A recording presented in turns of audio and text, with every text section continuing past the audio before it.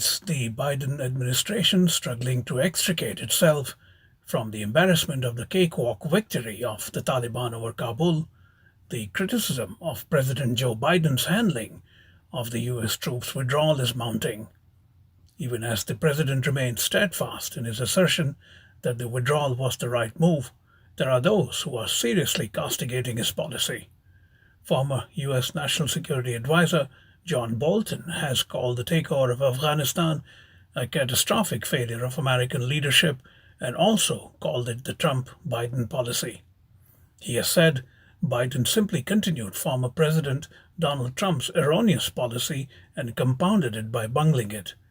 Bolton, a former US ambassador to the United Nations, says Washington should not rush to recognize any Taliban government in Kabul. He spoke to Mayank Chhaya Reports from Washington. Ambassador John Bolton. You've said that President Biden continued Donald Trump's policy on Afghanistan and then compounded it by bungling it. Is there really a right policy on Afghanistan? Well, I think the right policy was not to withdraw. I think that as difficult as this has been for 20 years, and even given mistakes we've made, and I think we've made a number of mistakes, including the so-called nation-building project, the fact is that there was a strategic American interest in having a sufficient military presence in Afghanistan and an intelligence presence as well.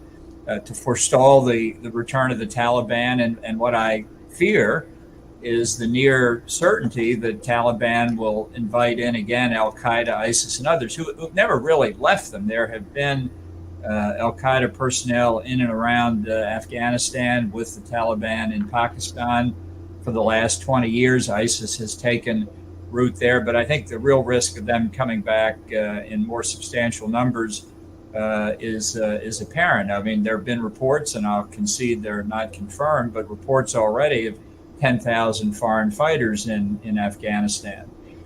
This will have an incredibly detrimental effect, obviously, on the people of Afghanistan immediately. I think it will have a potential follow-on effect in Pakistan. If you have sort of the reverse of Taliban taking root in Pakistan, now they control Afghanistan and can give comfort to those in Pakistan that would seek a more militant government. And if Pakistan's government fell to extremists, we would all face a terrorist government with nuclear weapons, which is obviously unacceptable.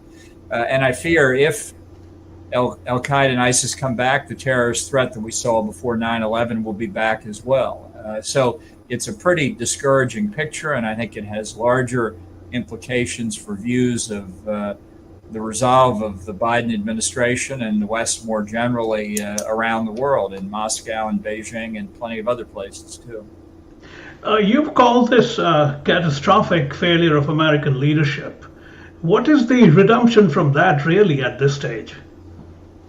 Well, I think that we'll see how developments transpire in Afghanistan, but I think the willingness of the Biden administration to walk away from 20 years of effort and essentially to say to NATO, we're not going to support your presence in the country, which had been largely devoted to training and assisting the Afghan army, also sends a signal to people in other countries, small countries in particular, Taiwan, Ukraine, Belarus, but to many other American allies. It's not just our adversaries I worry about, that again, we are overcome with short-term interests, such that even a withdrawal, whatever you think of that, and as I say, I oppose it, but it was not well planned, it was not well executed. You can't look at the scenes from Kabul airport and not conclude that there's a series of big mistakes made here. So anytime you get these images of an American leadership that's inadequate, from the U.S. perspective certainly, but from the perspective of our friends around the world, it has to be very troubling. I assure you, I do not sit in a posh cafe in Chicago when I say this.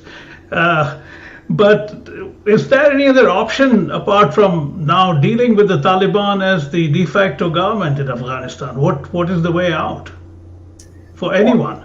I think when Taliban took control before, certainly the U.S. didn't recognize them. Very few countries actually did recognize the Taliban regime. And I think that should be the appropriate posture beginning right now and extending until we see what their performance is. You know, then in Doha and in their first press conference from Kabul, they had their smiley faces on. Everything's going to be fine, they said. What really could go wrong? You know, we're all speculating about the future, but even when Taliban spokesmen say that they will respect the civil rights of women and girls, they then go on to say within Sharia law. One of their spokesmen just a few hours ago said that there was not going to be any democracy in Afghanistan. It was going to be according to Sharia law as interpreted by Taliban. So I think that's not a good sign. We know what their interpretation was before. There's no evidence they've changed it other than their assertion that they're different. I think they've got better public relations advice now than they had before. But look, for all of us who are outsiders, it's speculation. We can, however, ask what the people of Afghanistan think. Right. And the evidence there is tens of thousands of them want to leave, and many others are desperately worried about what's going to happen to them. Do you see any prospects of someone like the former Vice President Amrullah Saleh and Ahmad Massoud, the son of the famed anti-Soviet commander Ahmad Shah Massoud, joining hands into some kind of significant resistance to the Taliban?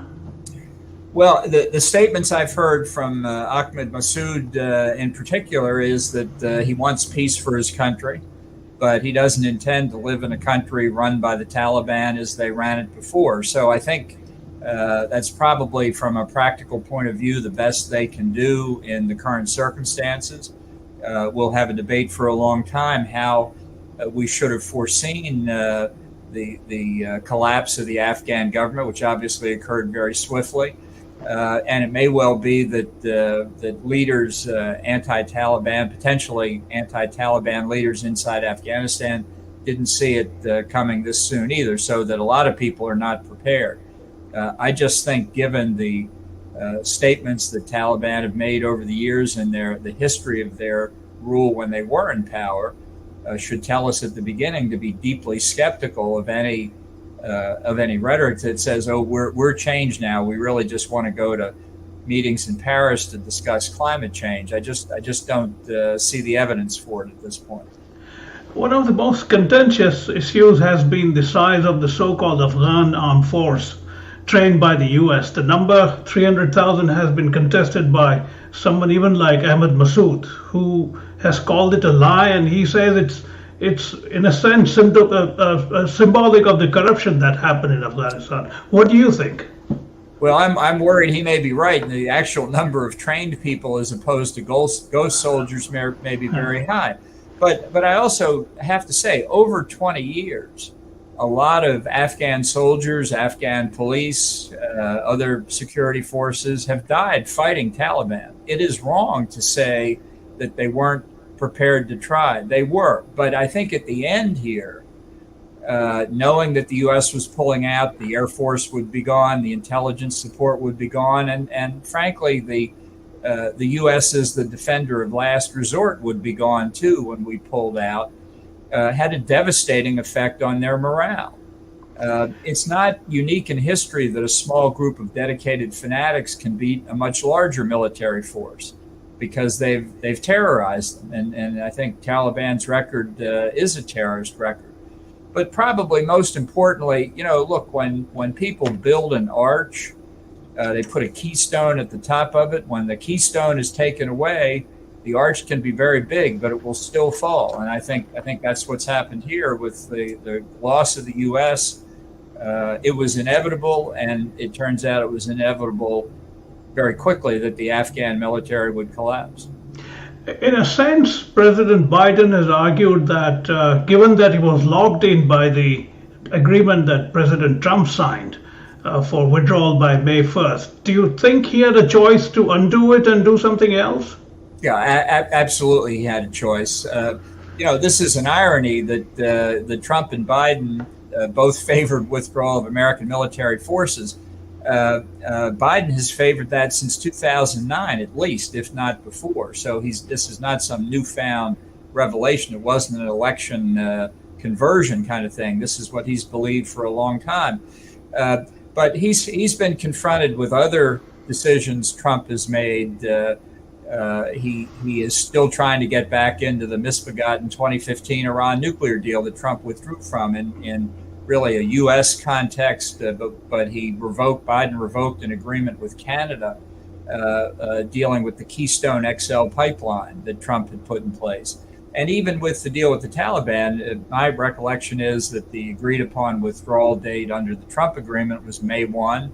Biden extended that until September 11, now August 31. So he did have a choice. And look, in a democratic society, the new government has a choice to change policies that they consider detrimental to American national security.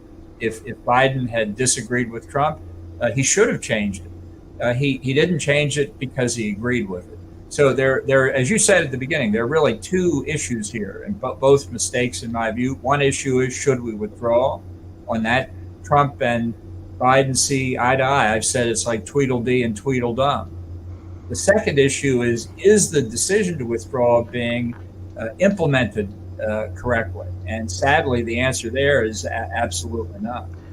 In your mind, is there an Afghanistan which you think will not require any kind of serious U.S. presence? Or do you think it's a perpetual thing that we'll have to live with it?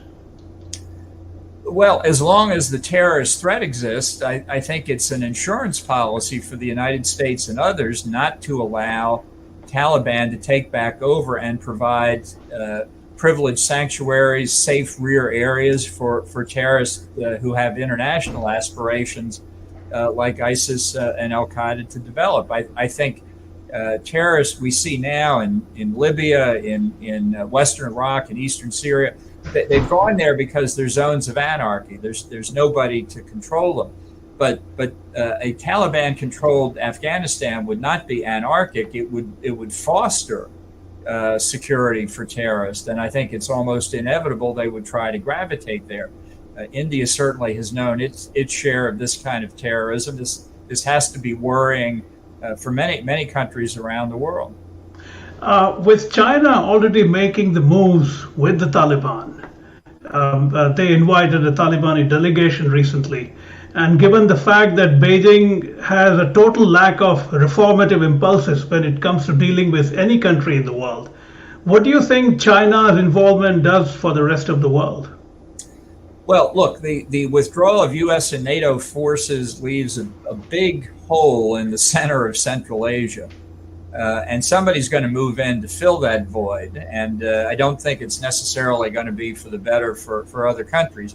China has one, I think, very specific interest. They want to make sure that radicalism and support for terrorism doesn't flow out of Afghanistan through the Wakhan corridor into Xinjiang province. I'm sure that they're willing to pay for that in effect. But I think they'll have other objectives. I think they'll see this as another way to extend their influence through the Belt and Road Initiative. It's another path around Central Asia. I think the Russians also see an opportunity for extending their influence here.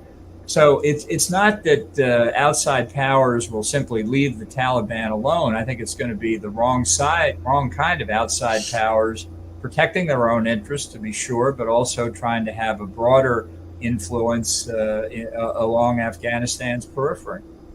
In this context, where do you see India fitting in? With China already there, what role do you think India can play? Well, I think India has to make a judgment where they think their security interests lie, and I can understand that some would argue, well, that means we should engage with Taliban. I don't see that as a winning argument. I think considering what the Chinese are up to necessarily has to be on the table for India, because yet another country that comes under Chinese influence is something that has to be concerning. But I think the main issue here for India is Pakistan. And we know about China's influence there, and we know what Pakistan's nuclear capabilities are, and its role, frankly, in supporting Taliban from ISI and other sources. I think we all have to look now very carefully at what we think the stability of the Pakistani government is, and what could happen there, and what additional influence China may gain. It's really, don't mean to repeat myself, but I do think internationally it's what happens in Pakistan that may turn out over the long run to be more important than what has just happened in Afghanistan. Speaking of Pakistan, Prime Minister Imran Khan appears to have taken a somewhat confusing position. Earlier, he seemed to be okay with the Taliban being fought off, but now he's saying, he's gone on record to say that it's sort of they've broken the shackles of slavery. What do you think is going on there? I mean, Islamabad has to take a clear position on this. Yeah, look, the United States' presence in Afghanistan had nothing to do with slavery or imperialism or anything of the sort, nor did the other NATO and other coalition participants in a variety of different ways. This is a potentially serious problem, but I can say honestly, I'm a private citizen now. What matters in Pakistan is where the military comes out. We know all too well what the ISI's position is. I think this is going to require some very serious conversation with the top of the military, and I expect our Defense Department will be engaged in that very quickly. I think it's important. I don't think we have a lot of time to waste here. And I would say to the military in Pakistan that don't want to see a radical pro-terrorist regime take over the country, you don't have a lot of time either. Don't you think domestically the withdrawal, however fraught it has been, plays very well for President Biden, because there is about 70% support for complete withdrawal? No, I don't agree with that, and I'll tell you why. Number one, I think whatever people's position is on military withdrawal, nobody likes to see the U.S. humiliated. Nobody likes to see scenes of desperate people clinging to parts of a C-17 cargo. Nobody likes to see the fear in people's eyes that they're going to be trapped in a Taliban-controlled Afghanistan. Nobody likes to see the U.S. walk away in that kind of manner. And that's why I think Biden's mishandling of the withdrawal in itself is a serious problem for him internationally, but domestically as well. But I must tell you, there's also polling just done over the weekend and reflective of other polling. It's one thing to say, do you want to get out of this endless war? Large numbers of Americans say yes. But then this poll said, well, if we withdraw and Taliban take over, what do you think of that? And the numbers changed dramatically. At that point, 38% only favor withdrawal, 45% oppose withdrawal. And then the next question was asked, well, if we withdraw and Al-Qaeda come back, what do you think of that? And the numbers change again, down to 35% favoring withdrawal and 48% opposing it. So I think just in this flash that we've had over the weekend, the American people have understood the strategic significance.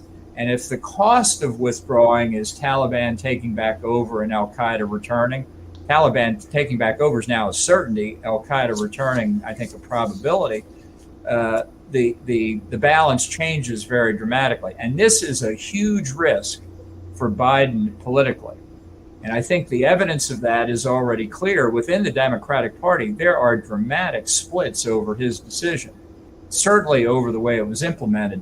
Leon Panetta, former Secretary of Defense, former director of the CIA, very strongly against this withdrawal. So there's enormous concern among Democrats in Congress. They face an election next year. They're already worried about how it's going to go. This is not good news for them.